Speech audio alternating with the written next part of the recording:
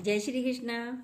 आज करते हैं भागवत पर कुछ बातें। भागवत की महिमा समझना बहुत कठिन है। हम लोग भागवत को मानते हैं, पूजते हैं और मान सम्मान भी करते हैं, लेकिन भागवत पर चलते नहीं हैं। ये भागवत ऐसे ही है कैसी जो हमें दिशा बताती है, आर्ट ऑफ लिविंग है, रहना सिखाती है और जीना सिखाती है। ये एक ज्ञान यज्ञ है कि जीव को, प्राणी को भगवान से मिलाने का एक माध्यम है। क्या? भागवत प्राणी को मिलाने का भगवान से एक माध्यम है भागवत। एक आदमी था, वह बहुत लखपति, करोड़पति था, मतलब बहुत धनी था।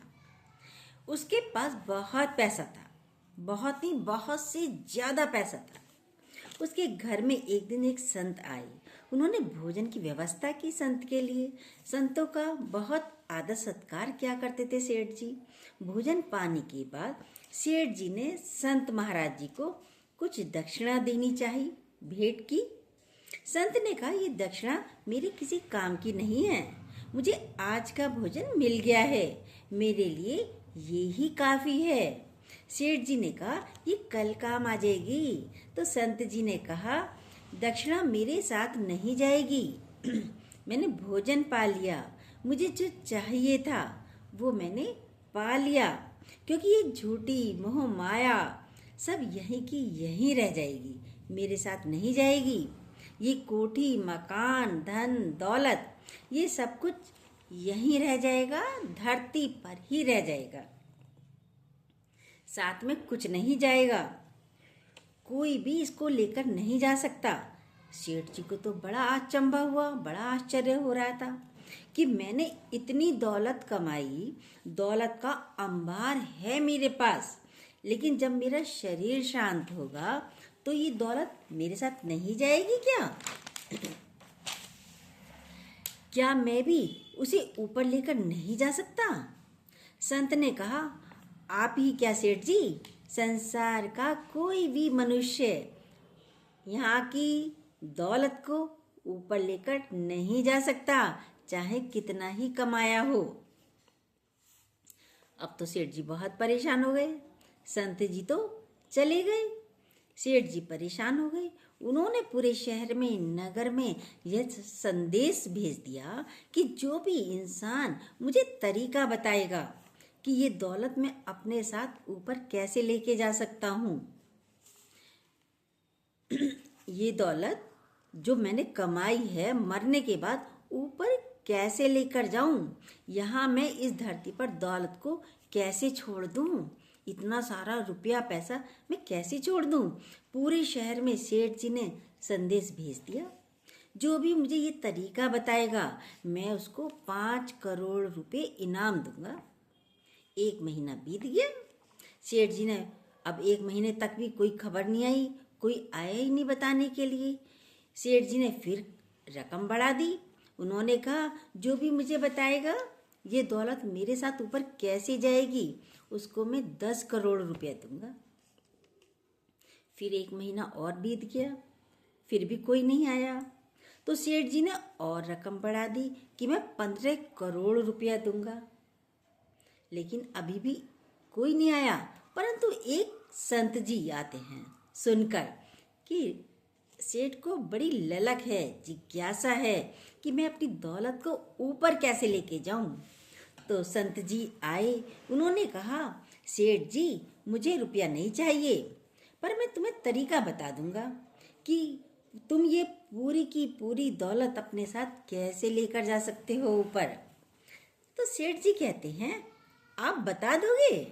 संत ने कहा, हाँ बिल्कुल बता दूंगा, पर आप मुझे 2-3 प्रश्नों का उत्तर दो। सेठ जी ने बोला, पूछो जो मन चाहे। संत जी कहते हैं, अमेरिका गए हो सेठ जी कभी? तो सेठ ने कहा, हाँ वहाँ तो मेरा बिजनेस है। कहते हैं, ये जो भारत की करेंसी है वहाँ अमेरिका में चलती है? संत ने पूछा। तो सेठ जी ने कहा, नहीं यहाँ की करेंसी तो नहीं चलती अमेरिका में। तो अमेरिका जाने के लिए पहले क्या करते हो? कहता है मैं सबसे पहले इंडियन करेंसी को अमेरिकन करेंसी में बदलता हूँ, वहाँ का डॉलर लेता हूँ, तब जाता हूँ। रूस गए हो? बोला हाँ गया हूँ। इटली गए हो? संत ने पूछा। सेठ जी बोले हाँ इटली भी गया हूँ। कहता है भारत का रुपया देकर इटली की करेंसी लेता हूँ, भारत का रुपया देकर मैं इटली की करेंसी लेता हूँ। तो संत महात्मा बोले जब यहाँ मृत्यु लोक में यहाँ की करेंसी वहाँ नहीं चलती, अमेरिका में नहीं चलती, रूस में नहीं चलती, इटली में नहीं चलती, तो यहाँ की करेंसी ऊपर कैसे चलेगी? यहाँ की करेंसी तो नहीं चलने की ऊपर। कहने लगा फिर ऊपर कौन सी करेंसी चलेगी? ऊपर भी कोई और करेंसी चलती है? संत ने कहा हाँ वहाँ दूसरी करेंसी चलती है। ऊपर की करेंसी क्या होती है? सेठ जी बोले। कहते हैं ऊपर की करेंसी यदि धन ऊपर ले जाना चाहते हो तो संत ने कहा सत्कर्म करो। बोला सत्कर्म क्या होता है? कहते हैं कहीं भागवत कराओ, कहीं रामायण कराओ, कहीं कथा कराओ और कहीं लंगर कराओ, यज्ञ आदि कराओ। ये होते हैं सत्कर्म जो तुम्हारे साथ जाएंगे, वो ऊपर की करेंसी है। ये जो भजन है ये ही भजन आपके साथ ऊपर जाएंगे, दौलत यहीं रह जाएगी, दौलत नहीं जाएगी। सेठ जी को अब सारी बातें संत की समझ आ गईं। अगले ही दिन दूसरे ही दिन से सेठ जी ने पूजा शुरू कर दी, यज्ञ आदि शुरू कर दिए। कहीं भागवत करा रहे हैं, कभी रामायण करा रहे हैं, कभी लंगर करा रहे हैं, कभी कृष्ण कथा और कभी राम कथा। सारा जीवन सेठ जी ने फिर इसमें ही सारा रुपया लगाया। तो यही तो करेंसी ऊपर आएगी काम। तो ऐसे ही हम लोग क्या हैं, हम लोग इसकी महिमा को समझ नहीं पाते। हम लखपति बन जाते हैं, हम करोड़पति बन जाते हैं, मंजिल पर मंजिल चढ़ जाती है, परंतु हमें पता नहीं हमें किस मंजिल पर जाना है। मंजिल पर मंजिल तो बन गई, पर हमें जाना कहाँ है ये तो हमें पता ही नहीं।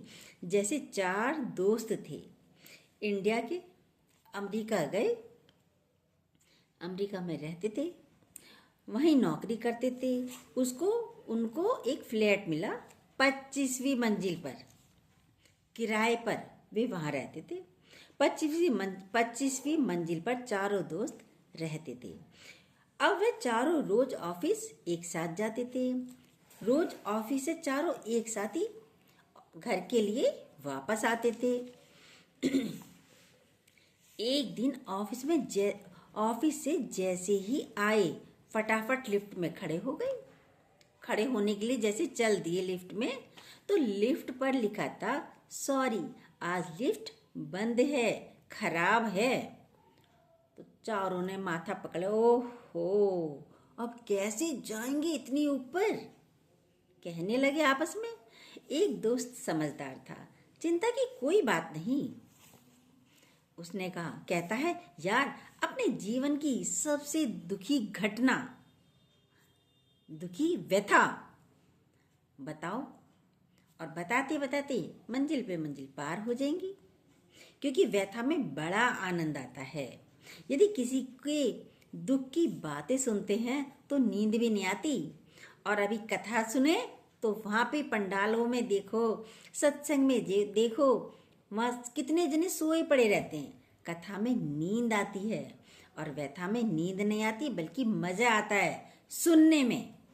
अपने में दुख होता है पर दूसरे की सुनने में मजा लेते हैं लोग बाग।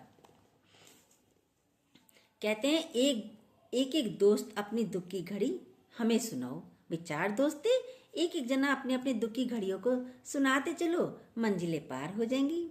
जब चारों दोस्त सुनाएंगे तो 25 मंजिल पर चढ़ना आसान हो जाएगा। कहते हैं हाँ भाई सही कह रहे हो। एक ने सुनाई अपनी दुख भरी दास्तां, 8 मंजिल पार हो गई। अब दूसरे ने सुनाई अपनी दुख भरी दास्तां, तो 16 मंजिल तक पार कर गए। अब तीसरे की नंबर आया, तीसरे ने भी सुनाना शुरू किया। उसकी व्यथा, उसकी कथा, उसकी दास्तां थोड़ी लंबी थी, तो वह 25वीं मंजिल तक आ जाता है। सुनाते सुनाते 25वीं मंजिल पर आता है तो बोला, अरे ये तो 25वीं मंजिल आ गई, चलो खोलो दरवाजा। कहते हैं नहीं, हमारे बीच में तय हुआ था कि हम चारों ही अपनी दुख की दास्तां सुनाएंगे। अभी इसकी बारी है, इससे भी सुन ले जरा। जब उसका नंबर आया तो वह रोने लग गया। सब कहते हैं, सुना भाई, सुना यार, सुना, तू भी अपनी सुना कुछ। बोला नहीं। बोला मेरी दास्तां इतनी दुख भरी है कि अगर मैं सुनाऊंगा तो तुम भी रो पड़ोगे। मैं तो रो ही रहा हूं, तुम भी रो पड़ोगे। कहते हैं, फिर उन्होंने कहा, कहते हैं क्या है ऐसी दास्तां, सुना तो सही। कहता है सुनाऊं। सब बोले हाँ सुनाओ। कहता है फ्लैट की चाबी नीचे गाड़ी में रह गई। अब तो चारों के चारों माथे पे हाथ रखे बैठ गए। अभी तो इतनी मुश्किल से ऊपर आए थे, अब नीचे जाओ फिर ऊपर आओ। तो क्या है इसका मतलब? कहने का मतलब ये है कि हम करोड़ोंपति, अरबोंपति, ऊपर बड़ी से बड़ी बिल्डिंग बना देते हैं, परंतु अपनी ये जो भागवत है, कथा है, रामायण है, उस हमारे जीवन की चाबी है ये। और उसको हम कहाँ छोड़ देते हैं? अपनी गाड़ी में छोड़ दी, अपनी तिजोरी में रख दी। बस भगवान के पास 2 पल हाथ जोड़े, हो गया काम खत्म। यही करते हैं ना हम सब। यही तो चाबी है भगवान से मिलाने की, लेकिन उसको हम ध्यान ही नहीं रखते हैं। तिजोरी में रख देते हैं तो क्या फायदा, गाड़ी में छोड़ दी तो क्या फायदा। भागवत में 18,000 श्लोक हैं। सब श्लोकों को याद रखने की जरूरत नहीं है। फिर सिर्फ एक ही श्लोक आपके जीवन को बदल सकता है। 3 श्रोता की बात आती है। कौन है 3 श्रोता? एक श्रोता भक्त तो बहुत रोते रहे हैं। कहाँ पर? कथा में। कथा हो रही है, एक श्रोता बैठे हैं, आंखों से पानी निकले जा रहा है, रो रहे हैं। वो कौन से हैं? जैसे शिवलिंग में जैसे पानी डालो, शिवलिंग पर पानी चढ़ाया, शिवलिंग गीला तो हो गया, लेकिन कथा में से हटा व्यक्ति, शिवलिंग थोड़ी देर बाद सूख जाता है। तो ऐसे ही पंडाल में से बाहर आया यदि वो व्यक्ति, भक्त, तो पत्थर की तरह हो जाता है। जैसे पत्थर, शिवलिंग का पत्थर सूख गया थोड़ी देर बाद, ऐसे ही व्यक्ति भी सूखा ही रह जाता है। पानी तो आया, कथा तो सुनी, ऊपर ही ऊपर सुनी और वहीं पल्ला झाड़ा और चल दिए, आ गई जी सुनी आए कथा, हो गया काम। दूसरे श्रोता कौन से भक्त हैं? कैसा होता है? बिल्कुल कथा रोम रोम में बस गई। कैसे बस गई? जैसे ऊन का गोला, ऊन के गोले को यदि पानी में डालोगे, अंदर भी गीला, बाहर से भी गीला, ऐसी कथा रोम रोम में बच जाती है। परंतु जैसे वहां से उठे, ऊन का गोला हाथ में पकड़ा, तो पकड़ेंगे तो निचड़ जाएगा, सारा पानी निचड़ जाएगा। आते आते घर, आते आते खत्म। किसी को बताते चले गए, कोई साथ में मिल गई सहेली, आज ये हुआ, ये बताया, संत जी ने ये बताया, कथा खत्म वहीं की वहीं, बोलते सब अंदर तो रखा ही नहीं, अंदर तो गया ही नहीं।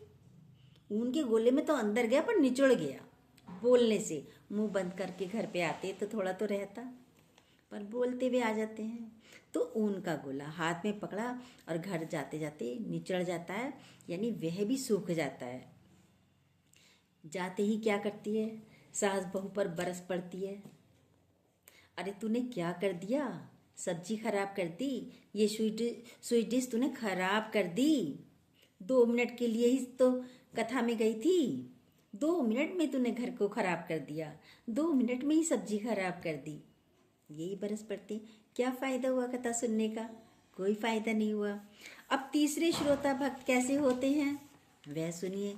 तीसरे श्रोता होते मिश्री की तरह, दूध में मिश्री डालो घुल गई, मिश्री का पता ही नहीं, दूध में मिक्स हो जाती है। कैसे?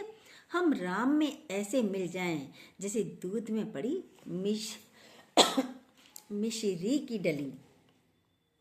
कथा सुनो तो ऐसी सुनो जैसे मिश्री, कथा आपके रोम रोम में बस जाए, आपके चरित्र में, व्यवहार में आ जाए।